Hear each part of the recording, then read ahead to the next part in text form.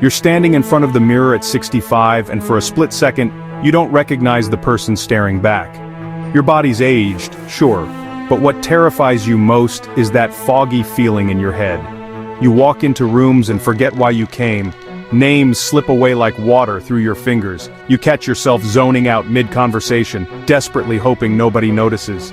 That sharp, quick-witted person you used to be feels like a stranger from another lifetime. I know that fear. We all do. It's the unspoken terror that keeps us awake at 3 in the morning, wondering if today was the day our minds started slipping away for good. But what if I told you there's a way to hit the reset button on your brain? What if there's a simple habit that could keep your mind as sharp at 80 as it was at 20?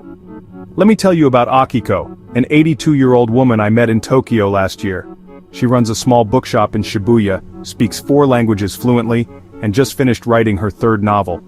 When I asked her secret, she smiled and said something that changed everything I thought I knew about aging. Every morning for the past 40 years, she told me, I spend 5 minutes learning something completely new. Not reading the news, not scrolling through social media, learning something genuinely new. One day it might be a Spanish verb, the next how to fold an origami crane. Sometimes she'd watch a video about quantum physics or practice drawing a human hand. 5 minutes, that's it. See, here's what most people don't understand about the brain. We think it's like an old car that just breaks down over time. But neuroscientists have discovered something incredible. Our brains are more like muscles. Use them in new ways and they actually get stronger. Stop challenging them and they atrophy. There's this thing called neuroplasticity. Sounds fancy, but it's simple. Your brain can literally rewire itself, creating new neural pathways no matter how old you are. But here's the catch. It only happens when you push yourself into unfamiliar territory. Think about it, when was the last time you learned something that made you feel like a beginner again? Something that made your brain work a little harder, sweat a little more? Most of us get comfortable. We drive the same routes, eat the same foods, have the same conversations. Our brains go on autopilot, and that's when the decline begins. Not because we're old, but because we've stopped growing. Akiko understood this intuitively.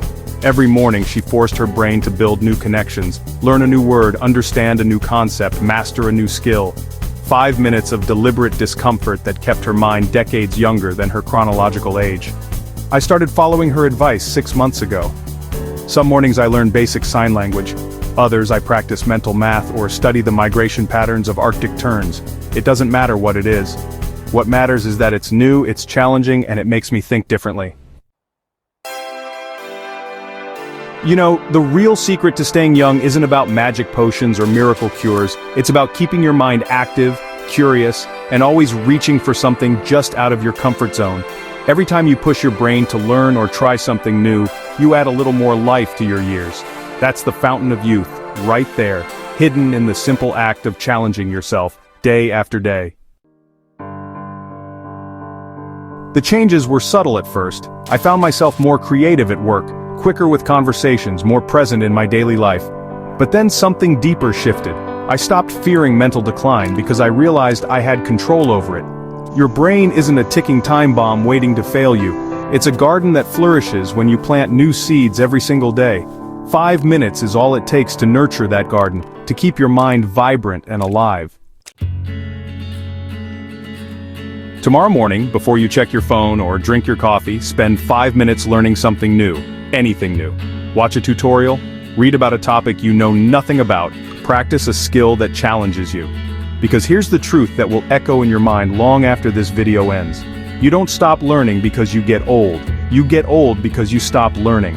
The fountain of youth isn't hidden in some far-off place.